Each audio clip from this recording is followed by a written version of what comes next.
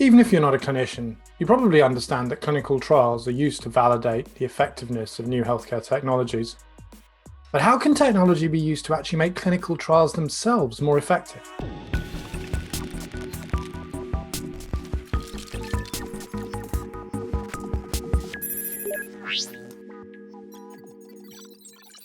Hello and welcome to The Evidence Space, a podcast produced by the Institution of Engineering Technology, which brings you conversations with leaders from health, care, and life sciences. I'm your host, Dr. Peter Bannister, and in this episode, we're going to be welcoming back Dr. Adam Hill from OnCommune and Jeff Ventimiglia from Medidata Solutions to continue to talk about the role of technology in delivering clinical trials. So let's pick up where we left off. You've identified a biomarker, which for our general engineering audience is a physical or physiological characteristics that we can evidence with some kind of test. Then you've used that biomarker to group or stratify your patients so that you're able to identify a very specific group or population of patients that you expect to exhibit the kind of effect you're looking to measure in your clinical trial. What sources of biomarkers are there out there that would allow people to find potential participants outside of the centers of excellence we've already talked about? Yeah, I mean, if you really think about it, we use biomarkers a lot, and if we kind of bring this back to clinical research, we're using biomarkers a lot more in what we are terming, personalized medicine. I'm really focused on, the treatment for that patient. But what that means is we have to have a regular and easy way to test for those biomarkers, right? So you may have a screening for a clinical trial that requires a pretty rare genetic mutation or variant, or you may have an imaging biomarker that requires that, a patient who may normally have not gotten an MRI or a CT scan is now coming in the door and getting that before you enroll those patients into this. So biomarkers are becoming really more prevalent in the way that we are running trials because we want to treat them, but it's also making it more complex and a little bit harder for us to enroll those patients and get them in the study. And that's why we need to expand that, right? I think that's where when you talk about the devices, the sensors, all of those are biomarkers, right? And if we truly want to get, personalized medicine to that kind of futuristic sci-fi area that I know that we all want to get to, we're going to have to lay that groundwork of making sure that, we are doing panels, for genetic testing every time a patient walks in the door. We are having easy, imaging and powerful AI software that sits on that to be able to identify those patients. And that's where, technology really has come into play, right? We need these new, AI, machine learning, deep learning type solutions that can go in and comb through all of this data to be able to pinpoint those biomarkers in a much easier way. So I think not only will you see those be introduced, but we're going to start to see a lot more clinical trials that introduce AI and deep learning and different ways to identify patients. Jeff, I'd like to come back to you in a moment about the challenges of patient recruitment, which you both brought up from different angles. But first, Adam, something you mentioned is the phrase stickiness. Once you've managed to recruit someone who's a fit for your trial, how do you make sure they stick with it through to the end? Given your background as a clinician, how can technology help keep people contributing to clinical trials? And what benefits as a patient should you expect from being part of a clinical trial, potentially for a long time? Fundamentally, trials win or die based on the team managing that trial in the various different trial centres. So what can we do to enable that team? Well, I think the simplest opportunity is to continue to develop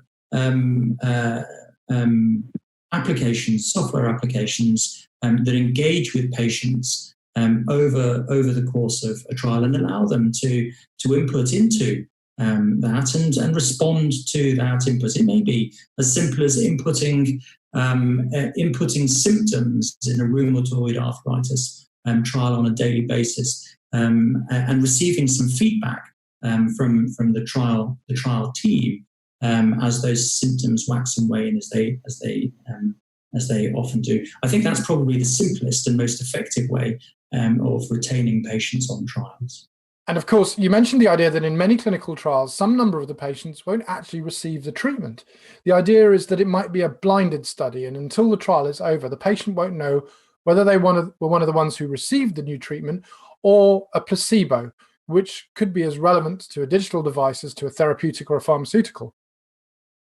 Jeff, what with Medidata being charged with supporting the delivery of so many trials globally, and what you've learned over the last few months with COVID, how have you managed to augment or to some degree replicate the face-to-face value that Adam talked about when almost everyone now is interacting on Zoom? Yep. And so, I mean, I do want to bring up 2 points about this, because I think that dropout rates are extremely important for us to think about. And so I think the first thing is really, and this is something we are actively driving on a day-to-day basis, is you want to start to engage with that patient through technology on a more day-to-day basis. Right. Again, we are in a half-century old industry that hasn't changed a lot. Right. And we are going to have to break some of those paradigms by pushing out technology that allows patients to interact with their trial on a more day-to-day basis, whether that's through, a tablet, their phone, sensors, all of those things. And so we are really pushing that out, providing more patient portals, providing more interactivity through those, right? So that you can do questionnaires, you can have daily updates with your trial and stay engaged, even though you're not necessarily seeing a research coordinator or a research nurse once a month, right? And our expectation is that that this will be accelerated by what's going on with the pandemic, because regulatory agencies are actually looking for this type of work.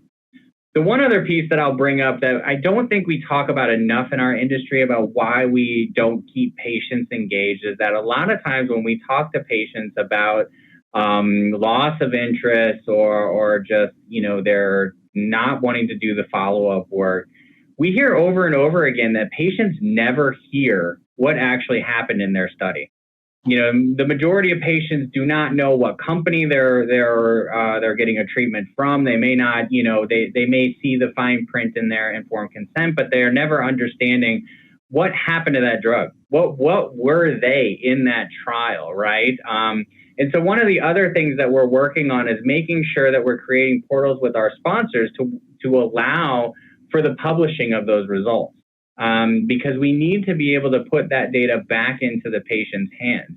We have asked them to do, something very huge, which is put their health at risk for us to test something, and to not be able to follow up and give them the results and help them understand what happened in that study is, I think, a big miss. And that's, again, where we want to use technology to deliver those results back out, allow for those patients to truly feel like they had benefited in that trial and see how that role that they played. So those are 2 areas of the technology development that Medidata is actually working on as we speak. I think the first thing that someone who's not well versed in this space thinks of about clinical trials is that they're just for new drugs. Next, there might be an awareness about how long it takes in any global environment to recruit patients for trials.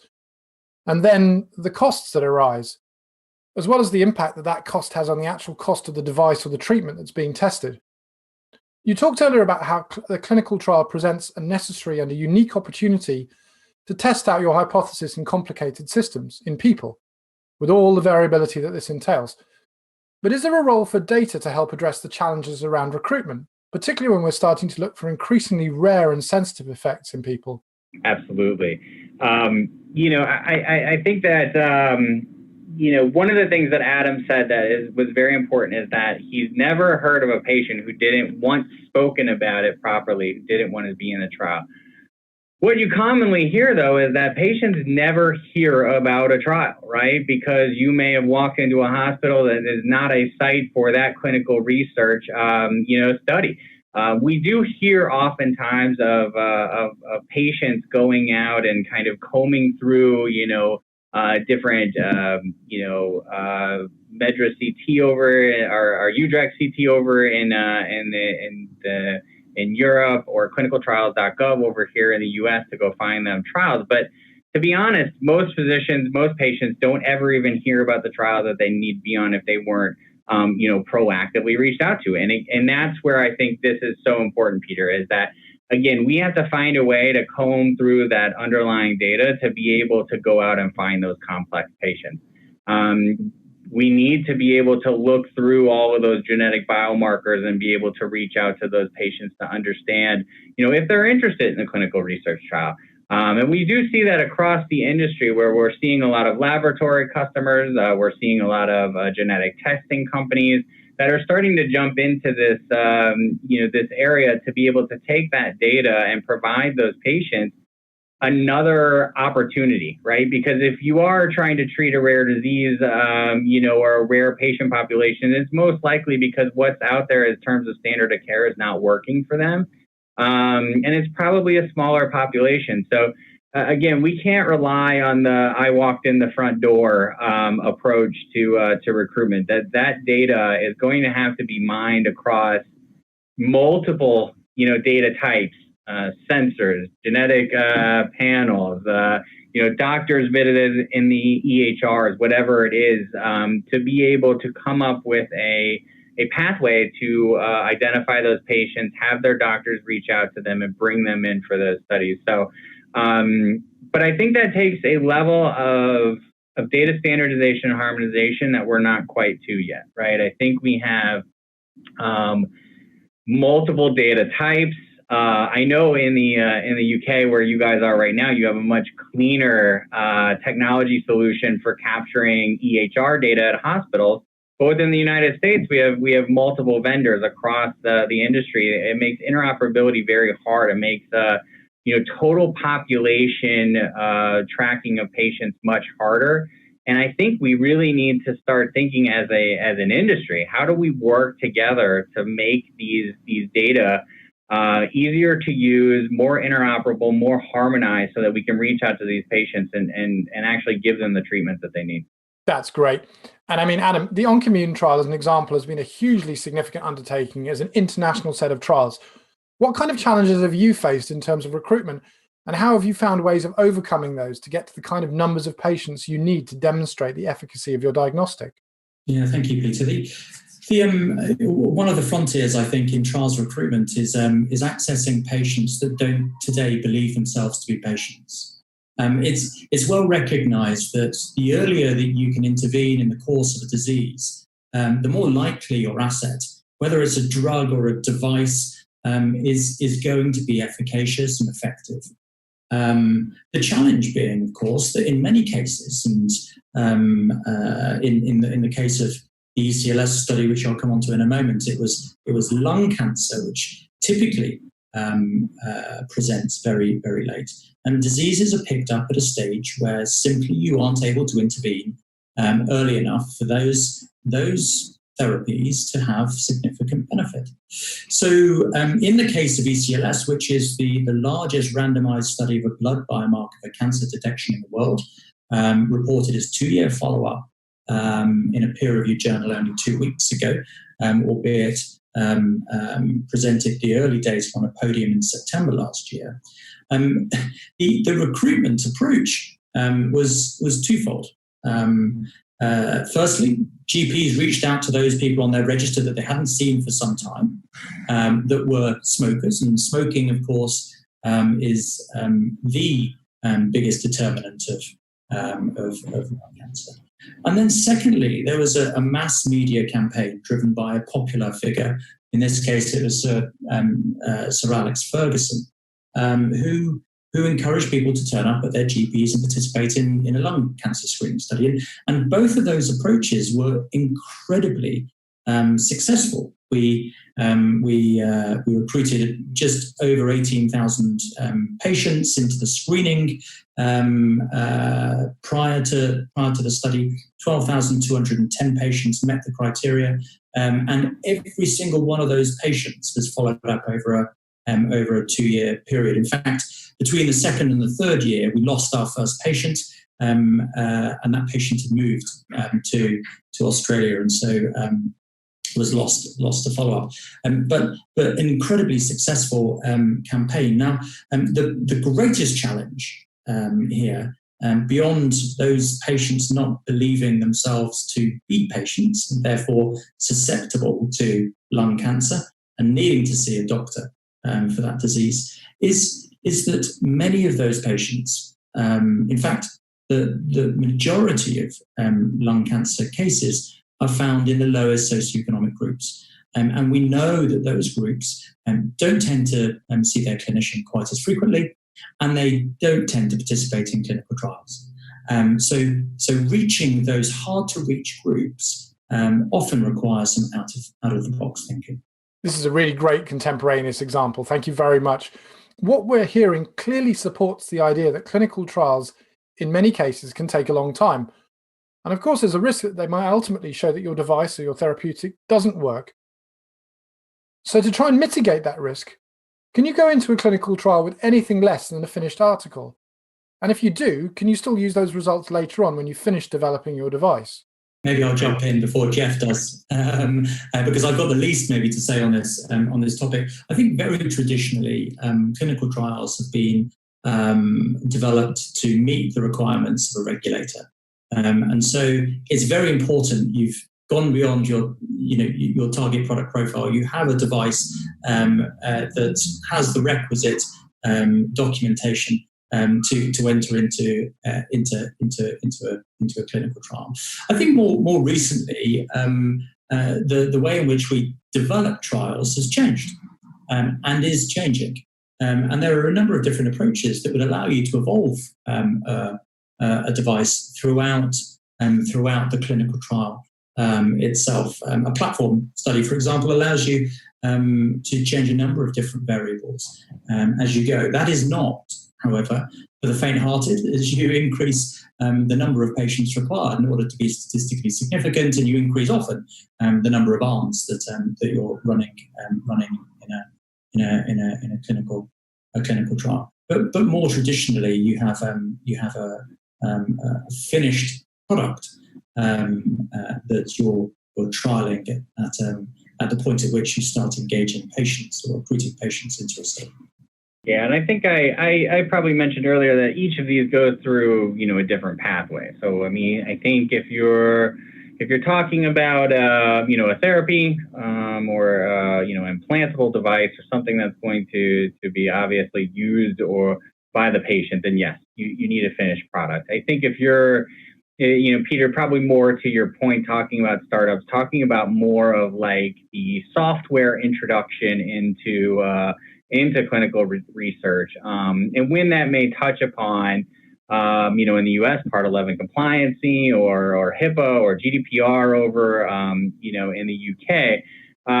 It depends on which piece of that software you're really talking about, right? If you're talking about core diagnostics, core algorithms that you're really working on, then obviously, yes, we need a final solution because, for a scientific experiment to be properly run, we need it to be properly controlled. Now, what I can tell you is, you don't have to go out and worry about the UI, the design, the bells and whistles, and worry that if I don't have something more than an MVP, that I'm going to have to go through this entire process over again. There are ways to introduce those to the regulatory agency, where as long as you're not changing, again, the core diagnostic piece of that software, that you are able to produce versions, to update your software, to be able to push that out into the world.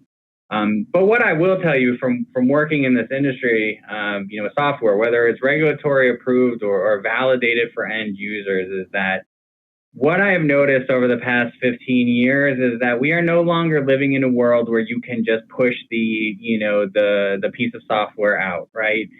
We live in a world now where everybody is connected to technology. They have their phones, they have their tablets, they have Facebook, Google, Apple, Amazon. They are used to what good technology looks like, and they have become to expect that in their world. So while you may be thinking about looking at the core algorithms and really focusing on that piece, if you want to really drive your product out there and have good uptick, it's really important that you have that design, that ease of use, that interoperability, all of those things that we have come to expect from our platforms on a day-to-day basis for your end users, because it is the norm now. It is the expectation in the market out there.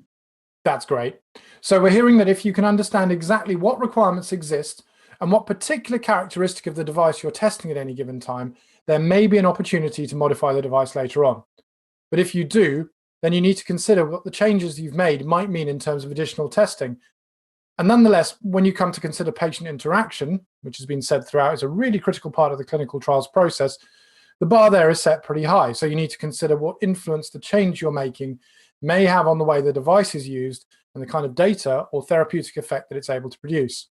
So as we look to wrap up, are there any topics that you feel we've barely paid lip service to that you'd like to spend a few minutes discussing? Yeah, I think, if I could just point out, because again, this is the field. One of the pieces of technology that we don't spend too much time talking about is for those, we talked about research coordinators, we talked about, principal investigators, but it's not just the patient using those pieces of software too. We have to really think about all of the support infrastructure that goes around clinical research and the technology that is driving those trials. And so, it's not just enough, I think, to think about how will the patient interact in it. We have to have that holistic view, right? Because we need to be able to have the patient use the tool. We need to have the research coordinators or the principal investigators that are able to look at that data, interpret that data. We have our sponsors or different clinical research organizations that are running these trials who need to collate that data, who need to pull it all together. So, we can't just sit back and think that I can come up with a cool, fancy app for a patient. We need to really be thinking of the end-to-end solution that really, drives us from patient input all the way to, trial submission. And it's important, again, to kind of have that underlying thought process of how that data is going to be harmonized and flows from each of those end users to make sure that, you're really getting the most out of it. And that's why you'll see and you'll hear companies like mine talk about unified platforms and moving to a more SaaS platform-based technology approach so that all of our users can kind of interact in their different ways in that platform across the clinical trials. Adam, Jeff, thank you so much for joining me on this episode of The Evidence Space. Thanks, Peter. Thanks for having me. Thanks, Peter. It's been a pleasure. On this latest episode of The Evidence Space, we've taken a deep dive into the subject of clinical trials, which are not only needed to validate new healthcare technologies, but can actually be enhanced and delivered by technology itself. We've understood that for a clinical trial, it's necessary to identify patients who can take part in the trial as volunteers, known as recruitment. But even once you've done this, it can be a challenge to keep the patients properly engaged with the trial for the time it takes to complete the study. We've heard how data, including biomarkers and other diagnostic test results, can be used to identify, recruit, and retain patients for the duration of these clinical trials. And this is all essential to ensure that we get high-quality data out of these trials, which can then go on to demonstrate that new technologies and treatments are effective, safe, and also bring a global health economic benefit. We hope you enjoyed this episode of The Evidence Space. If you have any feedback or suggestions for new episodes or guests, please do get in touch with us. And thank you very much for listening.